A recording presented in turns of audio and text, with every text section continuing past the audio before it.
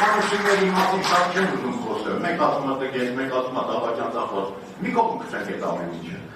Ես տեսնում եմ, հանձնարարված է գործ, ինչ է կատարվել Հայաստանում,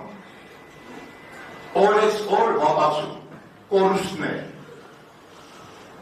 եթե իշխանությունը վաստապիտի փոխեց այդ երկու պարտի դնել չի կարող։ Բայց որպեսզի մենք լինենք միասնական, պետության նախկին կառուցվածքը մեզ չի բավականացնում։ Որտեղ նախկին կառուցվածքի մեջ սովորական ժողովրդի տղաները ծառայում էին, բանակում գնում էին պատերազմ, մի քանի հոգի հարստանում էին։ Այսօր այդ հարստությունը կարող էին Հայաստանից դուրս անել եւ ոչ մի պատասխանատվություն չէին կրում հայ ժողովրդի առջև։ Եթե մենք միասնական ենք, ուրեմն ներսում կլինի արդարություն։ Ներսում պետք է բոլորը նույն պատասխանատվություն ունենան։ Եթե պետությունը մի բան շահեց, այդ շահածը պիտի հասանելի լինի ոչ թե մի քանի մեծահարուստի, այլ պիտի հասանելի լինի ամբողջ ժողովրդի։ Եթե մենք այդպիսի կառուցվածք չունենք, ժողովուրդը երբեք միասնական չի լինի։ Որտեղ իշխանությունը եւ փողը պատկանեն մի քանի հոգու,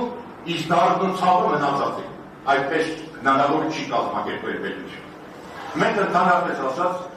պետք չի կապիկի պես կապկենք,